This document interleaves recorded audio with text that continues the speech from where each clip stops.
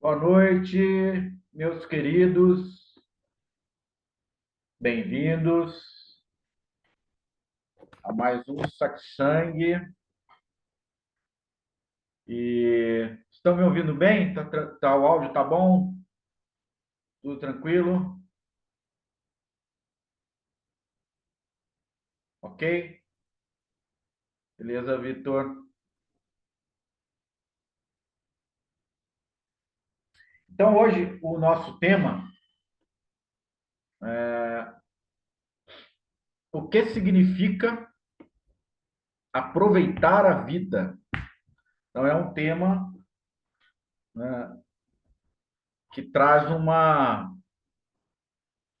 desafio, né? Que parece uma coisa muito simples, mas a gente é obrigado a olhar mais de perto, inclusive o que se passa na nossa vida, se a gente está aproveitando esta vida, né? E o que significa estar aproveitando a vida. Ah, Normalmente a gente associa o proveito, né, ao usufruir da vida, né? Usufruir os momentos. E aí também tem uma ligação com o prazer, né? Obter o prazer. Então, normalmente, a gente associa aproveitar com os sentidos, né? Então, eu estou utilizando os sentidos para obter uma sensação de prazer que a gente normalmente associa à felicidade, né? Então, aí a gente estaria, dessa forma, aproveitando a vida. Na espiritualidade, o que significa esse aproveitar a vida? Ou também existe uma divisão, né? Então, eu consigo compartimentar os momentos, né? O momento da espiritualidade é uma coisa, o momento de aproveitar a vida é outro, o momento do trabalho é outro, o momento do lazer é outro, né? A gente vai compartimentando a vida. E aí a gente fica meio que numa superfície dentro dessa fragmentação da vida, né? Dentro dessa superfície. E também é muito comum associar o aproveitar a vida com viagens, né? Aproveitar, a gente tem que viajar. Até quando a pessoa, né, ganha um prêmio, né, a Mega Sena. O que você vai fazer se você ganhar a Mega Sena? Vou viajar, né? Então tem essa associação de aproveitar a vida e conhecer lugares, né? E, e ter assim aventuras nesse sentido. Isso também é superficial, né? A gente vai falando aqui, a gente vai constatando o quão superficial é isso. Por quê? Porque é um prazer, né? Muito efêmero, muito momentâneo. Não é nada que consiga permanecer, né? Então, esse aproveitar a vida, que é a proposta, né? Para cada um aqui começar a fazer essa análise na sua própria vida. O que está acontecendo? Você acha que está aproveitando ou não? E se tiver, de que forma, né? Ou você pretende ainda aproveitar a vida? E se pretender, de que forma? O que seria o sinônimo, né? O que seria então isso? O que quer dizer isso? Então, eu vou abrir agora, gente. Quem puder também abrir a câmera aí, para a gente poder compartilhar aqui o que que seria isso, né? Vamos mergulhar nessa proposta de hoje, então. Vamos sentir o que que realmente é aproveitar a vida. Diga, Valéria.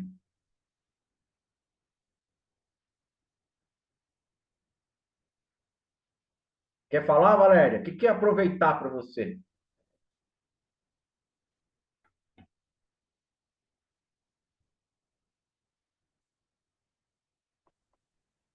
Fazer coisas que eu gosto. Aí, fazendo coisas que você gosta, você está tendo prazer, né? Então, o prazer de fazer aquilo que você gosta, né? Então, você fazer é crochê que chama? O seu é crochê? Sim, Ah, então. Fazer crochê, eu acho que você te dá é crescer. uma sensação legal, né? Você se sente bem, né? Então, isso que você trouxe agora, Valéria, Muito. Sim. isso tem um sinônimo, né? Porque o fazer o crochê, você está ali concentrada, não está te cansando, né? É um deleite, vamos dizer assim, né? E isso te traz o quê? Satisfação, né? Então você encontrou, porque tem muitas pessoas que não encontram nenhuma atividade, aquilo que dá essa satisfação. Então você é uma afortunada, né? Você é uma pessoa que conseguiu encontrar alguma coisa que promove essa sensação de satisfação. Então a gente já chegou numa outra concepção, né? Que não é somente o prazer dos sentidos. Geralmente também está associado a comer, né? Comer boa comida ou um bom vinho, né? Ou viagens. Então a gente está nesse patamar dos sentidos, né? O que agrada os sentidos. Aí a Valéria já trouxe algo que está além disso, que é uma satisfação em poder estar ali realizando. Aquilo não é algo penoso, não é uma tarefa que está exigindo um, um sacrifício, você não está indo contra a sua vontade, né? Então, também, o que quer dizer aproveitar a vida? Não ir contra a sua vontade. Se você não gostasse de fazer o crochê, e uma pessoa né, Valéria, e viesse alguém e falar, ó, Valéria, você faz o crochê muito bem, então você vai ser obrigado a fazer, né? E, e aí, essa forma, né, essa questão de ser uma obrigação, não vai surtir esse e você, vamos supor que não gostasse disso, não vai surtir essa sensação de satisfação, né? Então, aí tá. Não existe contrariedade, existe satisfação. E o que, que mais existe dentro dessa satisfação? Espontaneidade, né? Então, tudo que é feito dentro da espontaneidade vai te dar satisfação. Por quê? Porque não é algo que está sendo imposto para você, né? Você tá, você encontrou uma atividade que te preenche, né? Que você preenche o tempo, que não é tedioso, você não sente falta de mais nada naquele momento. Então isso está trazendo satisfação e essa satisfação é igual a plenitude. E por quê também? Porque você não está dedicada aos pensamentos. Você não está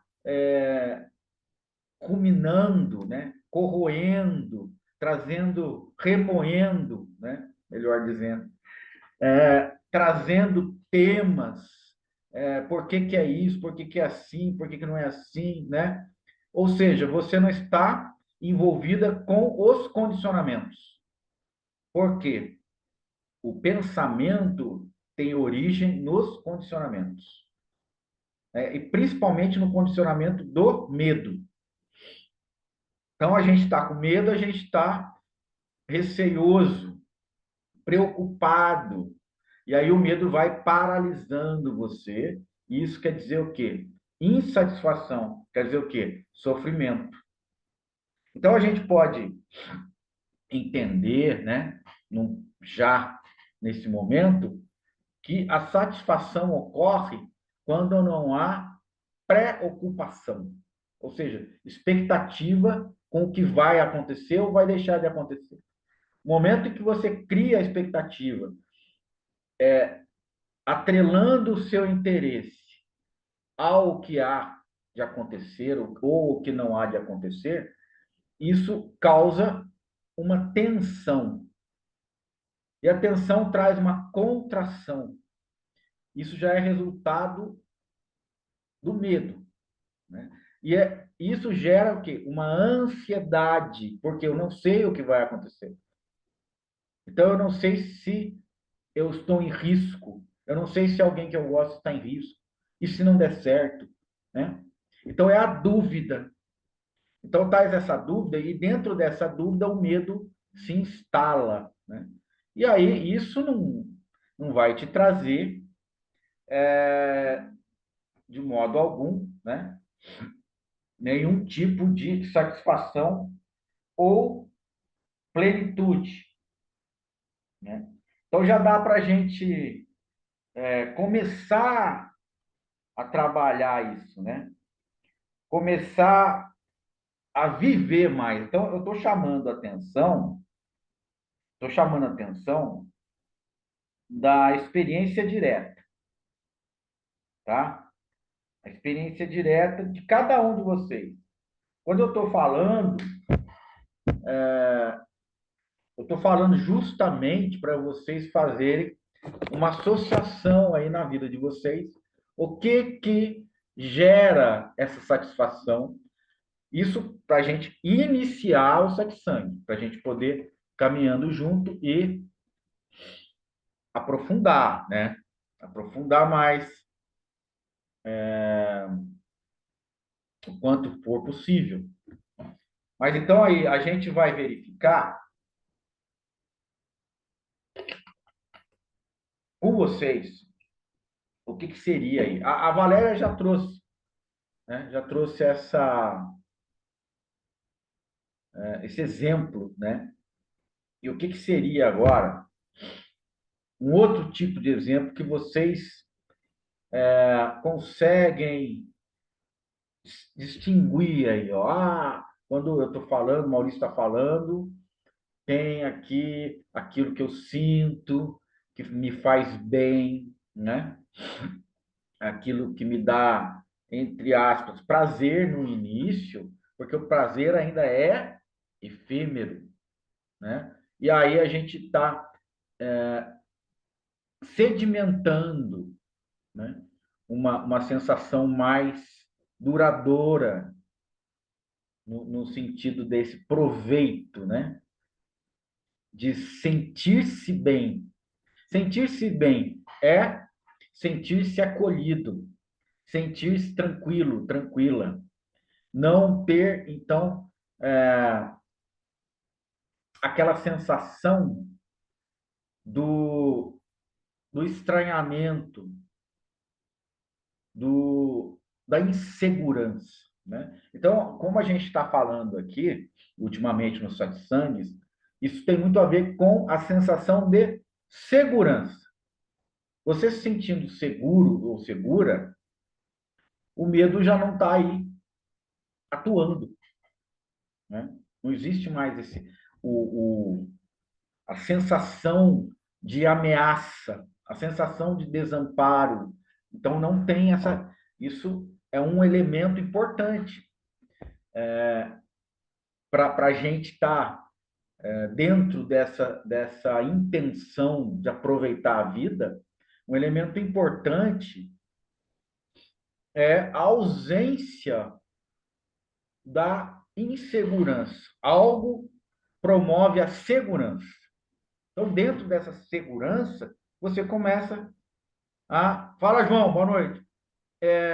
Você começa a sedimentar aquilo que antes poderia ser um prazer, vai se transformando em um solo mais resistente, né? Mais robusto.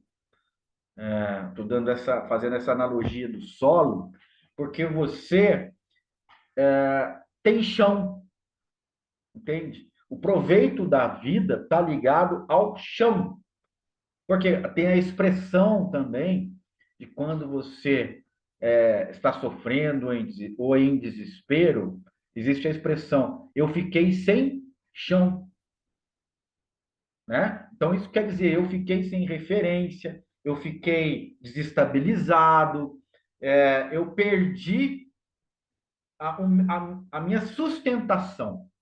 Então, a gente tem que, num primeiro momento, entender que há uma sustentação, né? Uma estrutura que promove a segurança, né? Dá para ir muito profundo nesse lance de insegurança e segurança. Dá mesmo, Ednei, tá? Vamos tentar aqui, tá? E aí eu quero que vocês participem, vocês falem. A Leide já vai falar aqui. Ô, Leide, desculpa, eu só estava concluindo. Mas vamos lá, diga, Leide. Boa noite, Maurício. Boa noite, pessoal. Boa noite, Leide. Então, eu cheguei um pouquinho depois aí, desculpa. Sem problema. Mas, assim, essa coisa do medo, da Uhum. ansiedade e tal, é uma coisa que eu convivo muito de perto, né? E, assim, Acho que você e o time do Corinthians, né? Deve ser. é verdade, né?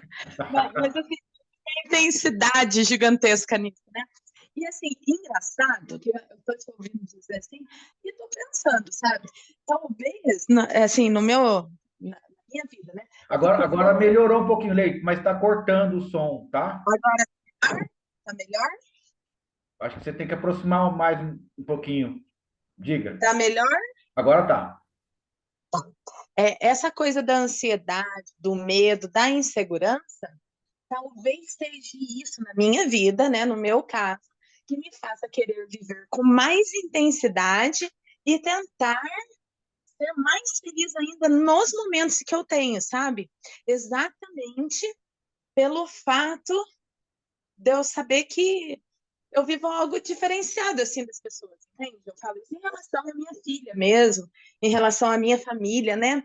E essa ansiedade, esse medo que eu tenho de perder a Sara, de que a nossa vida mude, enfim, de que isso passe, ela me faz ser muito feliz no momento que eu tenho disponível com ela, sabe?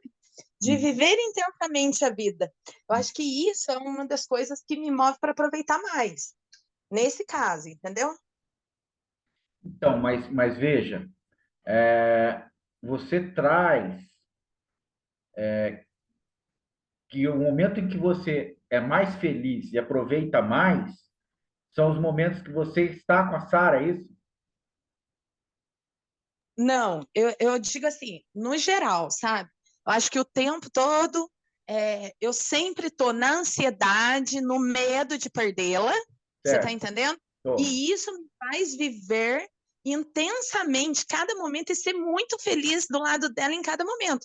Mesmo que eu esteja no hospital, numa crise dela, mesmo que ela esteja adoentada, sem eu saber o que vai acontecer, aquele momento que eu tenho disponível ao lado dela é um momento que eu sou feliz ao lado dela, mesmo com todas as incertezas, com todas as ansiedades, entendeu? Você consegue equilibrar, né? Sim. É uma coisa muito louca, sabe? Eu falo que assim, é viver o céu e o inferno ao mesmo tempo. Existe o mal que a ansiedade me causa, sem dúvida alguma, que o medo me causa, que a insegurança me causa, Assim, sinto isso fisicamente, inclusive, não é só na minha mente.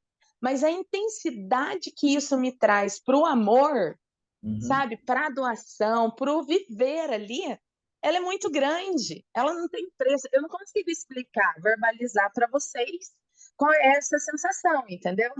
Então, vamos fazer uma análise disso aí. Quando você está na ansiedade, na pré-ocupação, né?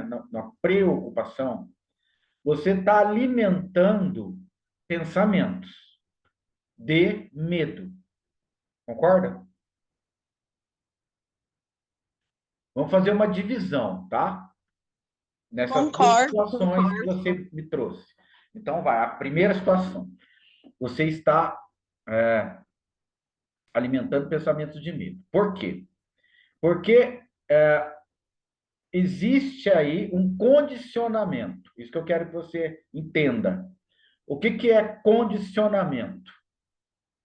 É algo que se tornou uma verdade, tá?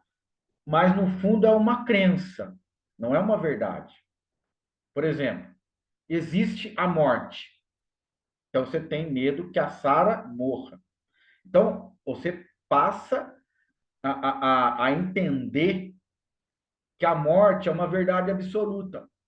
Existe a morte. Então eu tenho medo que isso aconteça para Sara. E aí vem o medo. Aí você está no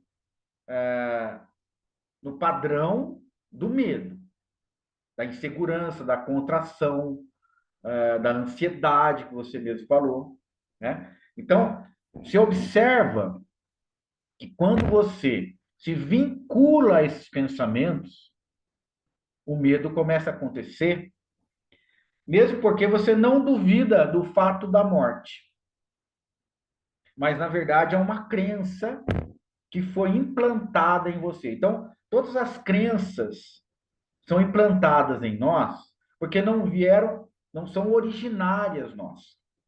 Exemplo, por isso que ele é um condicionamento, né? Ele é algo que você aprendeu, não é algo inato a você. Então vamos lá. Quando você era criança, né? E vamos supor que você daí jovem, adulta, mas você nunca ouviu falar da morte, tá? Você nunca ouviu falar da morte. E na sociedade que você vive, também ninguém abordou esse tema para você. Então, em tese, né, a gente está colocando uma situação hipotética para a gente poder aprender isso. Então, o aprendizado morte, ou a notícia da morte, ou o fato da morte, você não teve contato com essa experiência. E não foi ensinado isso para você. Né? Não foi implantado esse chip em você. E o que que acontece? Você não tem medo da morte porque você desconhece o que seja a morte. Então isso não te afeta, tá? Isso não te afeta de forma nenhuma. Então, trazendo essa imagem, eu estou passando para vocês, né? Essa experiência do condicionamento. O medo ele nasce a partir desse condicionamento. Condicionamento daquilo que está implantado aí. E a gente já falou aqui, né, com a Raquel e outros satsangs, qual é o maior medo do ser humano? A morte. Né? Então, a morte ela tem um sinônimo dentro do condicionamento de alguma coisa que é má. Né? Ela é associada a um mal que está acontecendo para a pessoa. Né? E aí a gente começa a, a vislumbrar todo tipo de condicionamento que é considerado um mal. Isso é ruim, isso não é bom, isso não faz bem. Né? E a gente não pensa, a gente não analisa, não se aprofunda, a gente aceita como verdade absoluta. Várias coisas, né? Várias situações. Então, essa questão aí do medo, o que é o medo? É uma antecipação. Por quê? Porque a morte não aconteceu. E a gente não sabe quando vai acontecer, né? Agora, se a gente viver em função disso, a nossa vida vai virar um inferno, né? Então, nós estamos falando desse lado, Leide, primeiro, que é a gente construir uma realidade a partir dos condicionamentos e tornar a nossa vida um inferno, né? Eu não sei como é que vai ser, essa insegurança, essa dúvida, e se acontecer isso, se acontecer aquilo. Então, você está dentro da mente condicionada. A mente condicionada ela é discursiva. Então, presta atenção nisso. A mente condicionada ela fala com você. Então, a todo momento você está escutando aquelas notícias que estão nascendo, estão se originando do medo. Ó, mas e aquilo? Ó, mas e isso? Então, é um discurso. É uma mente discursiva. Então, ela está implantando ali pensamentos, né, discursos, e cada vez que ela faz um discurso desse, surge uma emoção perturbadora em você, né, em todos, né? A gente está aqui descrevendo o processo. Como é que é o processo da mente condicionada, da mente discursiva, ao trazer a sensação do medo, né? Então, diante disso, diante desse cenário aí, a gente não pode nem falar em proveito, né? Como é que nós vamos usufruir de alguma coisa se a gente está vivendo um inferno, né? E trazendo sinônimo de inferno é a perturbação constante.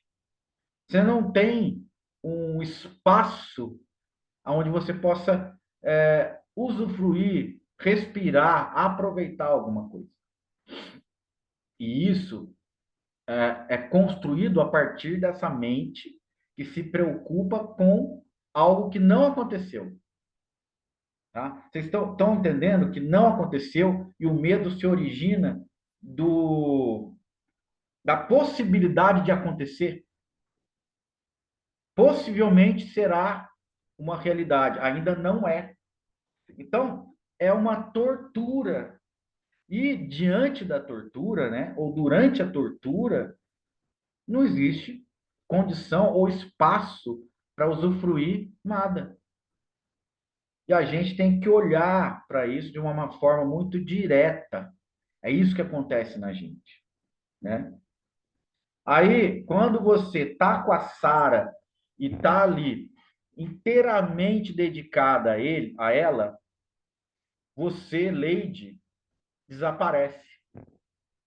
E só fica a Sara e o amor pela Sara. Quando a Lady desaparece, a mente condicionada, cheia de preocupação, cheia de condicionamento, desaparece. Porque a atenção que você dá para essa mente foi preenchida pela presença da Sara. Então, quando a presença da Sara, que é, na verdade, um gatilho, porque isso está aí disponível para você a todo momento, quando a Sara te traz isso, né? Para quem não sabe, gente, a Sara, né, é a filhinha da Leite, está com quantos anos, Leite? Ela tem 3 aninhos, Uhum. 3 aninhos, Maurício. E ela tem um problema, qual é a mesma, Leite? Ela tem uma síndrome cerebral muito rara, chamada Dandy-Walker. A Sarah tem menos de 50% de massa cefálica no cérebro. E tem hidrocefalia também. Mas quando você está ali com ela, vamos dizer, como você falou, você usufrui da presença dela e essa mente condicionada, ou seja, a crença naqueles condicionamentos desaparece, porque a atenção que você dava para isso foi redirecionada para Sara. Então, aprofundando mais, né? A questão aqui é a gente entender que o proveito da vida só é possível se você não estiver na mente condicionada. Se você não estiver com atenção na mente condicionada. Se você não estiver esperando alguma coisa da mente condicionada. Se você não estiver considerando a mente condicionada. A mente condicionada, ela surge por várias razões, né? Ela não é um mal em si, né? Por exemplo, se você encontra uma cobra venenosa na mata, você sabendo que é uma cobra, sabendo que é um animal que pode te matar, então essa mente vai te dar um alerta, né? Então, a própria natureza, por questão de sobrevivência, desenvolveu essa mente, né? Agora, quando a gente vivia na selva, ela era um instrumento muito mais necessário do que hoje. Então, hoje, nesse mundo de conforto, né, a gente não precisa ficar tão alerta, tão inseguro, né? Porque pensa, a gente era um animal andando na selva, então a qualquer momento você podia ser devorado. Então, a mente exigia essa essa questão assim da gente ficar em alerta. Eu preciso ficar em alerta. Pode acontecer alguma coisa a qualquer momento. Então, isso está aí implantado pela própria natureza. Isso é ruim? Não. Mas essa situação aí, ela foi se modificando ao longo do tempo e hoje a gente tem uma outra realidade, né? A gente vive uma outra realidade, a gente não está na selva, né? Porque a lei da selva, ela, quando essa mente entrava em ação, é ou você lutar, né? Ou você fugir. Então, por isso, essa tensão constante. Mas o que acontece? A evolução, vamos dizer assim, da tecnologia, que trouxe cidades, trouxe conforto, trouxe segurança, entre aspas, ela deixou, a mente não conseguiu acompanhar isso, e, na verdade, ela fez associações, por exemplo, o medo que antes fazia você correr, né, ou lutar, isso se transformou nos motivos da ansiedade, nos motivos do estresse, né? Até a vida que a gente começa a ter no dia a dia de trabalhos, de desafio e etc., essa mente desassociou o predador real e colocou um predador imaginário, um predador que a qualquer momento põe em risco a sua vida, né? E aí é o quê? É o medo de acontecer alguma coisa, no caso da Leite, com a Sara.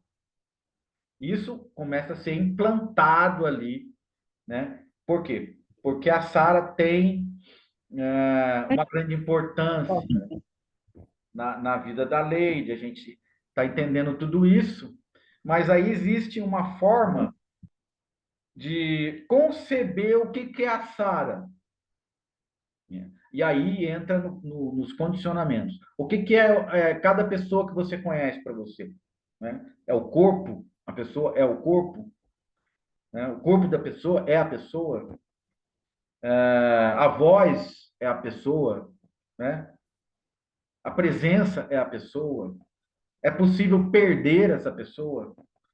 Nós temos essa pessoa para poder perder a pessoa, porque a perda pressupõe que você tenha a posse, né, daquilo que você imagina que é seu.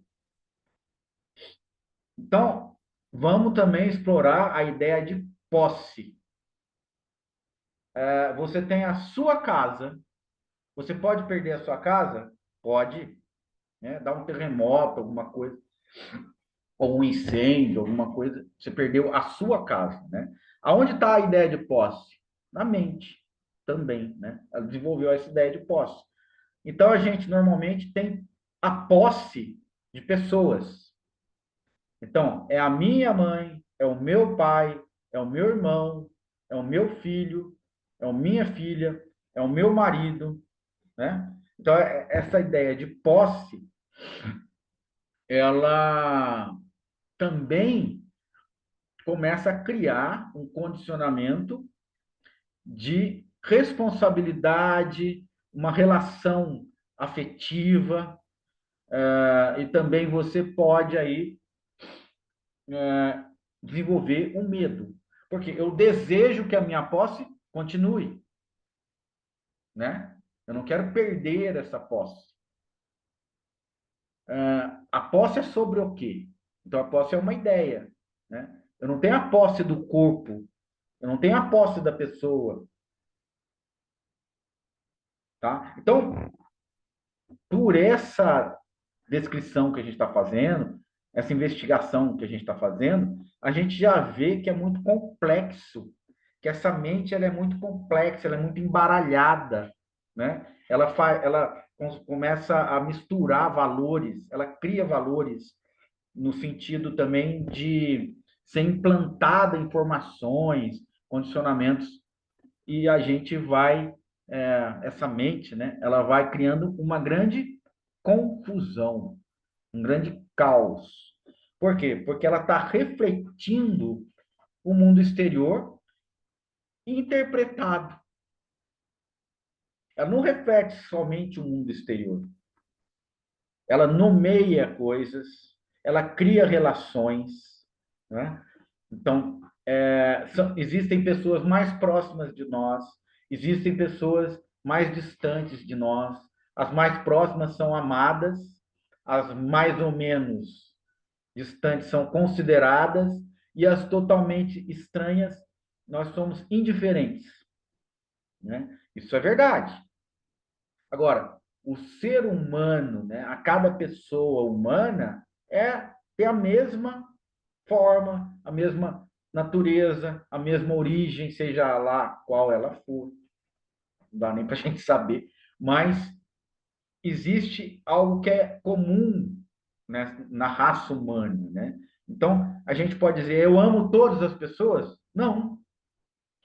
Eu amo aqueles que são mais próximos, eu considero aqueles conhecidos, e eu sou indiferente aos que eu não conheço, né? Então, a gente faz essa divisão também, né? Mas isso é também condicionamento, né? E o condicionamento nasce, do condicionamento também nasce a emoção da relação, a afetividade da relação. Aí é o que a lei está dizendo. O amor, né? Então, o amor da Lady desperta de uma forma intensa quando ela está, então, se dedicando a Sara. Ou seja, ela se desliga, ela rompe a ligação, o vínculo com a mente discursiva. Então, ela está num espaço onde não há atributos. O que é atributos, né? Adjetivos, nomes, nomeações, classificações, né? É um espaço vazio, no sentido de não estar ocupado com isso que está empilhado na mente. Não está caótico. Então, se a gente se liga muito nessa mente, a gente tem a, a possibilidade de entrar em algo caótico. O que é uma síndrome do pânico? Síndrome do pânico é algo que vai perdendo, vai ficando desgovernado, fica sem controle, ou seja, fica caótico. Então, você não consegue nem ordenar os pensamentos, você não consegue nem ter nenhum tipo de referência, e aquela coisa caótica, ela resulta, né, num pânico, né? O medo vai aumentando, aumentando, aumentando, e aí você não tem como lidar com aquilo. Então, a gente está dizendo o quê? Que isso é o quê? É o caos. E aonde está esse caos? Está na complexidade da estrutura, né? Aquilo que está ali borbulhando, fervilhando, que é essa mente discursiva. E se a gente der atenção para ela, ela vai falando, vai criando todo tipo de desequilíbrio, né? Então, porque a própria mente discursiva, ela não tem uma, uma estabilidade. E quando a gente estava falando com a Valéria, Valéria, o que que você sente que você está aproveitando a vida? Quando você tem estabilidade. A estabilidade traz segurança. A segurança é a ausência do medo. Tá? A segurança também é promovida quando você não está em contato íntimo com essa mente de pensamentos, né? E você tem assim uma vaziez, você tem um grande espaço. Então você está ali e de repente naquele espaço surge a satisfação, surge uma alegria. E aí, o que que é essa alegria? É a alegria que tem origem em você mesma, em você mesmo. Porque não tem motivo. Essa alegria não tem motivo.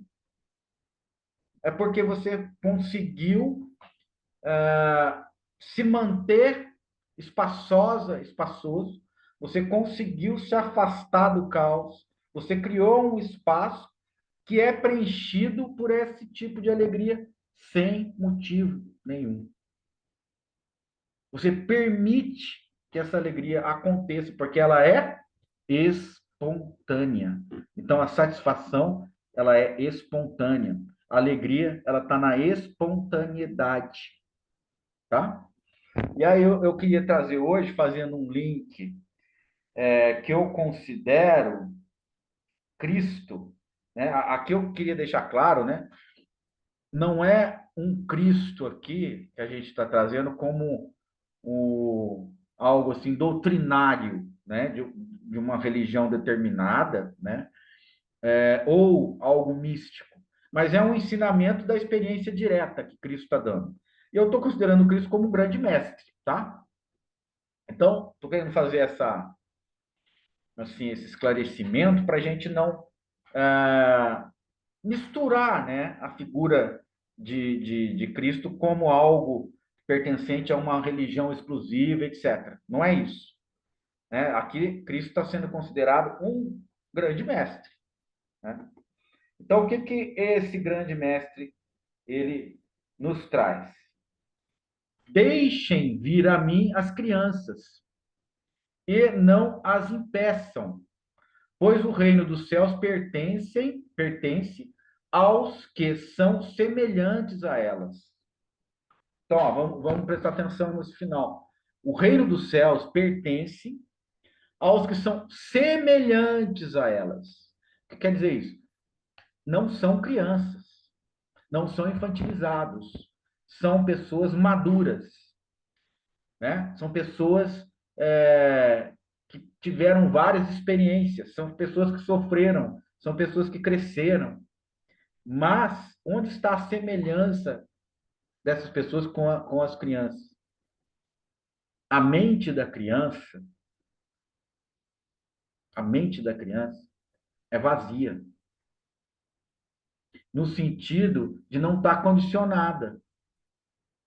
Então, se você tiver uma mente vazia, no sentido de não estar condicionado, você é semelhante à criança. E a criança tem uma alegria espontânea, não condicionada. A criança, antes de estar corrompida, né, antes de ser entregue à sociedade, né, estava conversando isso com uma amiga sobre voltar a ter esse olhar de criança. Então, olha que louco, né? Sincronicidade, né? E Cristo vem como um grande mestre, né? Um mestre assim que lê o coração, né? E ele aponta essa grande verdade. Não impeçam que as crianças cheguem até mim, porque o reino dos céus, ou seja, o que quer dizer o reino dos céus? A paz e a felicidade duradoura, a estabilidade, a segurança. Ou seja, o que é o reino dos céus? Ausência de medo. O reino dos céus é ausência de medo. Se você não tem medo, está no reino dos céus. Está no reino dos céus. Ou seja, segurança, estabilidade, paz. Então, se você tem segurança e estabilidade, você tem paz. E se você tem paz, você tem alegria sem motivo. Então, veja como um adulto ri e como uma criança ri. O riso da criança é solto. O riso do adulto é condicionado. Ele tem um riso para cada ocasião. Geralmente, né, o riso do adulto ele é social. Ele é um riso para cada ocasião. Então, o adulto geralmente não sabe sorrir mais. Ele deixou isso na infância. Porque com a corrupção, né, quando isso foi corrompido pela estrutura social e condicionada, né, pela estrutura dos condicionamentos, dos vínculos com os condicionamentos, você deixou de ser semelhante à criança. Ou seja, você perdeu o reino dos céus. Então, vamos voltar aqui. Pois o reino dos céus pertence aos que são semelhantes a elas, as crianças. Então, com isso, gente, eu convido vocês agora para olhar para a espontaneidade da criança. E a gente associa essa espontaneidade à pureza. A criança é pura, a criança é inocente, ou seja, a criança não está marcada com os condicionamentos que estão em nós e que provocam o medo. Né? Ela não tem esse gatilho do medo. A criança, quando ela está brincando, né, vê o mundo ali da criança. É um mundo totalmente estável. É um mundo de pureza. É um mundo real, porque ele não tem lente, não tem a lente do condicionamento. Ainda não se formou a bolha de realidade pessoal, individual, né? Então, a criança não sabe nem que é uma pessoa, que é alguém individualizado, que é um eu individualizado. Ela pode até falar, eu quero isso, eu quero aquilo, mas esse eu não é muito ainda consolidado na criança, né? Então, é isso que eu estou aqui interpretando, né? Que Cristo, como um grande mestre, quis apontar, né? Aqueles que são semelhantes às crianças, não é que eles estão merecendo o reino dos céus. Eles já estão no reino dos céus. Por quê? Porque o reino dos céus está presente. Como você acessa o reino dos céus? Né? Tendo espaço para isso. Se você Deu uma deixar espaço, formadinha, hein, pai? se você deixar o espaço, é isso que vai acontecer. O reino dos céus surge. Né? Então é isso, gente. Olha, o que é aproveitar a vida, né? Não está vinculado à mente discursiva, que condiciona. Inclusive, ela quer condicionar o que é o proveito da vida. Para você aproveitar a vida, você tem que comer bem, tem que tomar um chopp lá no happy hour, tem que comer um torresmo não sei aonde, você tem que viajar não sei para onde, tem que fazer isso, tem que, né? Né, Genito? Então, é se livrar disso. Porque o que isso está colocando a gente? Ela está colocando a gente dentro de um engessamento, dentro de um padrão, de um modelo, de uma estrutura engessada. E esse padrão dessa estrutura engessada tira a espontaneidade. Então você não está fazendo nada espontâneo, você está fazendo por obrigação ou buscando algo baseado numa crença de felicidade ou prazer momentâneo, né? Então, eu estou buscando um prazer momentâneo. Ah, vou usar isso aqui, vou fazer aquilo, vou tomar isso, vou, né? Então, é isso, gente, que a sociedade está vendendo. Já faz muito tempo, né? Então, basicamente, aproveitar a vida é dar chance, né, para que a espontaneidade aconteça e que você também permita que o espaço aconteça, senão a espontaneidade não acontece. E o que é esse espaço? O espaço é para dentro. Tudo que o prazer te oferece está te puxando para fora. Então, você está buscando a felicidade, a espontaneidade, o proveito da vida fora. E o proveito da vida não está fora. O proveito da vida está dentro. E muita gente acha que esse dentro é algo assim, meio sem graça, né? Sem graça, né? Não tem tanta agitação, não tem, né, tanta atração, tanto entretenimento, é uma coisa mais silenciosa. Mas realmente a base da estabilidade, da segurança está dentro, não está fora. Então, Leide, né, quando você estiver lá naquele momento de ansiedade, de dúvida em relação às coisas da Sara, viu, Leide? Você retroage. Você fica antes dos pensamentos que estão provocando isso. Então, começou aquela agitação, você ganha espaço e vem antes dos pensamentos. Antes. Vai retornando, retornando, retornando. Aí você vai encontrar esse espaço. Esse espaço que está antes dos pensamentos. E esse espaço, ele é preenchido por essa alegria da estabilidade. Todos possuem isso.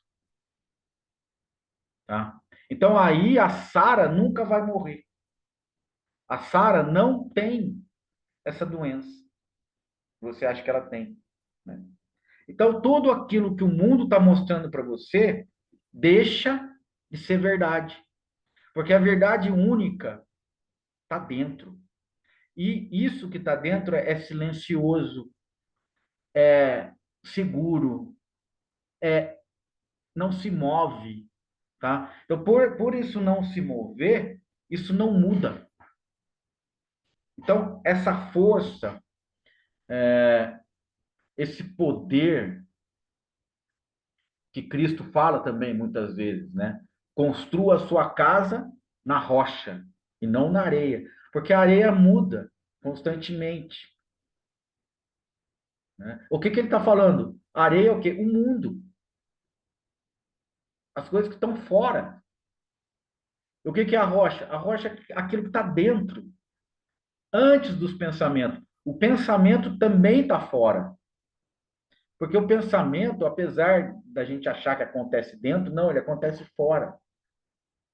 Porque a gente cria o pensamento a partir do mundo, a partir do condicionamento que a gente recebeu do mundo, a partir dos sentidos que a gente puxou para dentro, né, entre aspas, e isso está fora também. Né? Então, a agitação, os pensamentos, o medo, a ansiedade, a preocupação é fora, ela não pertence a essa instância que eu estou falando, que é a instância interior, que eu estou chamando que é dentro. E dentro é antes disso, antes de pensamentos, antes de emoções. Emoções que são provocadas por esses mesmos pensamentos. Então, toda emoção que tem raiz em pensamento, em impressão vinda pelos sentidos e impressão do mundo está relacionada com o entorno, com o exterior, não deve ser considerada. Então você começa a desconsiderar todas as coisas de fora.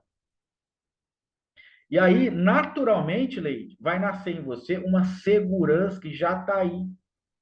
Segurança que nada pode acontecer para Sara, porque o que a Sara é, não tem nada a ver com doença, não tem nada a ver com o que o mundo mostra para você. Porque isso pertence à areia.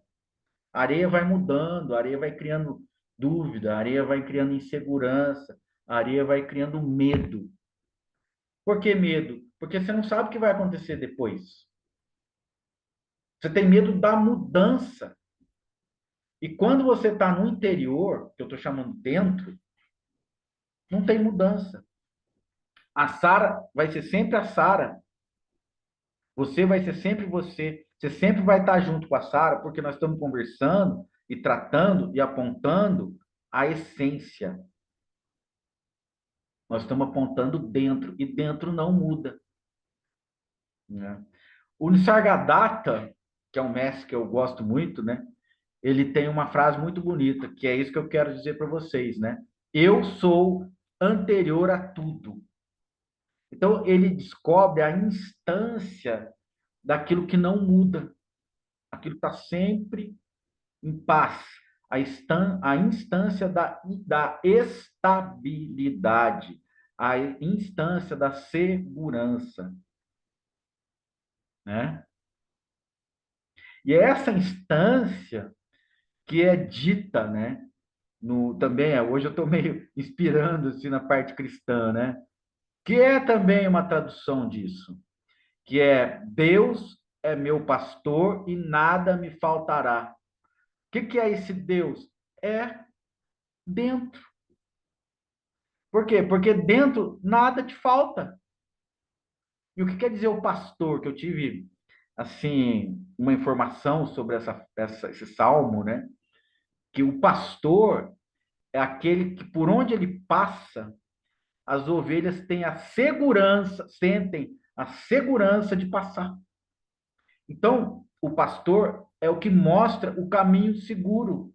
Vocês sabiam disso? É isso que quer dizer o pastor, né? Pastor de ovelhas, né? O pastor é aquele que cuida das ovelhas. E o pastor, ele vai por um caminho e as ovelhas seguem o pastor sem medo, porque elas têm uma confiança e elas reconheceram que o pastor cuida delas. Então, o pastor não vai trair nenhuma ovelha, levando ela para o buraco ou para o espinheiro, entendeu? Então, elas têm a confiança absoluta no pastor.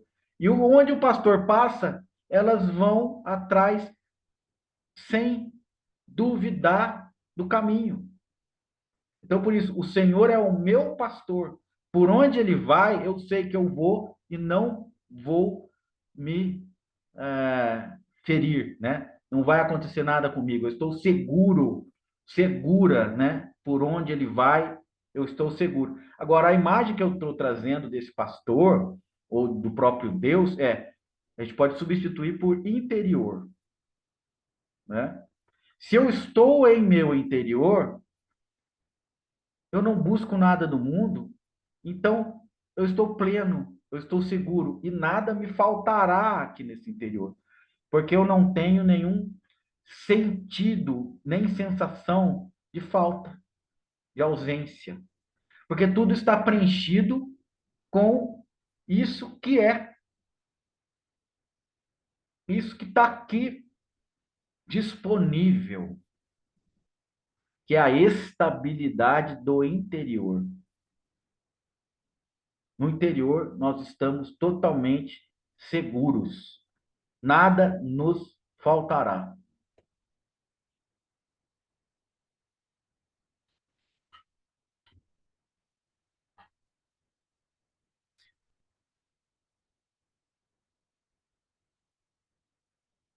É isso, meus queridos.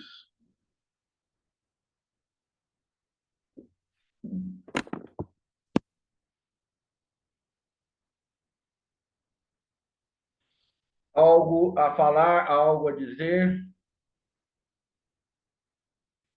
Ou vocês estão preenchidos? totalmente preenchidos. Obrigado por virem.